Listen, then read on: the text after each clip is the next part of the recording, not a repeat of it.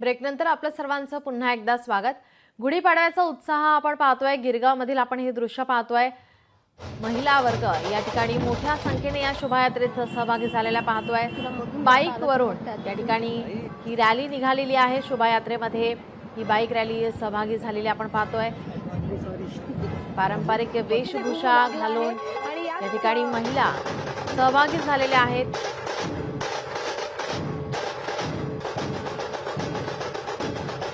हिंदू नववर्षाच्या स्वागतासाठी आज राज्यभर सर्वांचा उत्साह।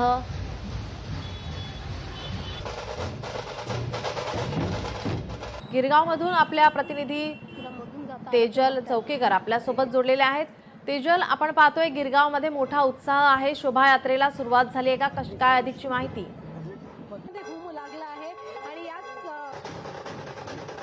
नीलम, मी गिरगावात आहे आणि आता थोड्या वेळातच शोभायात्रेला सुरुवात होईल। आता आज नववर्षाला सुरुवात झाली आहे।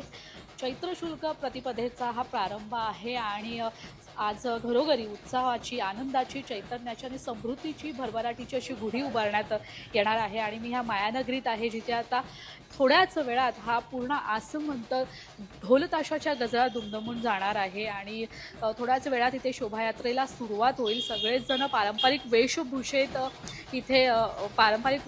इथे शोभायात्रेत सहभागी होतील आणि मराठी भाषेला अभिजात भाषेचा दर्जा दिल्यानंतर हा पहिलाच गुढीपाडवा सण साजरा होणार आहे। त्यामुळे मराठीला महत्त्व दिलं जाणार आहे। आजच्या या शोभायात्रेची थीम अशी असणार आहे आणि आपण इथे पाहू शकतो रथयात्रा निघणार आहे त्याआधी आपण ही पूर्व तयारी आहे ते पाहू शकतो। इथे छत्रपती शिवाजी महाराजांचं स्मारक उभारण्यात आलेला देखावा इथे दाखवण्यात आलेला आहे। मात्र इथे एक असा संदेश लिहिलेला आहे की हे श्री छत्रपती शिवरायांचं स्मारक नसून आम्ही त्यांचे कायमस्वरूपी स्मारक उभारू अशी गर्जना करणाऱ्यांसाठी हा स्मरण देखावा आहे। म्हणजे छत्रपती शिवाजी महाराजांचं जे स्मारक उभारण्यात येणार आहे त्याची अजूनही सुरुवात झाली नसल्याने हे स्मरण करून देण्यासाठी हा देखावा इथे उभारण्यात आलेला आहे नीलम।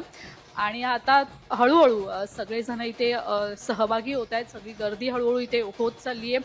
आपण पाहू शकतो की शोभायात्रेला आता थोड्याच वेळात सुरुवात होईल। सगळी पूर्वतयारी सध्या इथे चालू आहे। आपल्या प्रतिनिधी मीनाक्षी सुद्धा आपल्यासोबत जोडलेल्या आहेत गिरगावमधून। मीनाक्षी, कशा प्रकारची तयारी आहे? पोलिसांचा कशा प्रकारे बंदोबस्त आहे? आता या ठिकाणी किती आपण पाहतोय महिला वर्ग मोठ्या संख्येने सहभागी झालेले पाहायला मिळतात।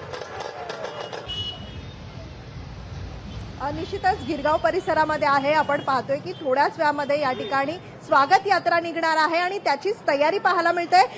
ढोल पथक जी आहेत ती सज्ज होताना पाहायला मिळतात। तर दुसरीकडे जे बाईक रॅलीसाठी जे तरुण असतात ते देखील थोड्याच वेळात या ठिकाणी गर्दी करतील। त्यापूर्वी माझ्यासोबत एक जोडपं आहे ज्यांचं पुढच्या महिन्यामध्ये लग्न आहे आणि हे दोघेही आपण पाहू शकतो की बुलेटवरती पाहायला मिळतात आणि त्यांच्या दोघांच्या बुलेट ज्या आहेत त्या फुलांनी सजवलेल्या आहेत। काय नेमकी त्यांची थीम आहे त्यांच्याशी आपण बातचीत करूया। सुरुवातीला मी कृणालकडे जाते। कृणाल, काय सांगशील?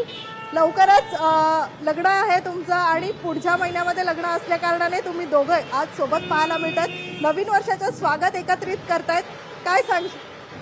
काय नाही, जय महाराष्ट्र। काय नेमकी तुमची थीम आहे? कारण दोघांचे बुलेट्स फुलांनी सजवलेले आहेत, काय सांगण्याचा प्रयत्न आहे? काय नाही, लास्ट पुढच्या वर्षी पण आलो होतो मी आणि आता पण आम्ही ठरवलंय की यावर्षी आम्ही येऊ। जेव्हा गेल्या वर्षी आलो होतो मी तेव्हा मला वाटलं की असं तिने फक्त सजवलं होतं, मी सजवलं नव्हतं, पण यावर्षी मला वाटलं की मला पण पार्टिसिपेट करायला हवं असं आम्ही दोघांना। तुमचं लग्न होणार आहे त्यामुळे हे फुलांची सजावट आहे का? नाही, गुढीपाडवासाठी। निश्चितच मी सुप्रियाकडे जाते। सुप्रिया, तू काय सांगशील? खरं तर तुझी साडी, तुझ्या गळ्यात असलेला हा हार, संपूर्णतः तू जे गेटअप घेतलेला आहे, काय ह्याचं थोडंसं विश्लेषण कर?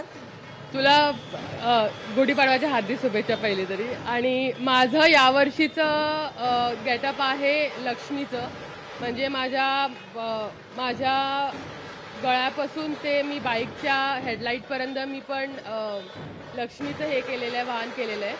आणि मला वाटते फुलांनी आपली भरभराट होते। माझ्या बाईकवर मी दरवर्षी फुलं लावतेच आणि मला वाटते की मला ते सूट होतं। तर पर्सनली मला फुलांचं भरभराट मला खूप आवडतं, म्हणून मी माझी वर्षाची सुरुवात अशा हिशोबाने सुरुवात करते। निश्चितच खरं तर दोघेही लवकरच लग्न बंधनात अडकणार आहात जी आणि नक्कीच त्याच मीनाक्षी, आपण पाहतोय सर्वांचा उत्साह या ठिकाणी. धन्यवाद आपण दिलेल्या या माहितीसाठी.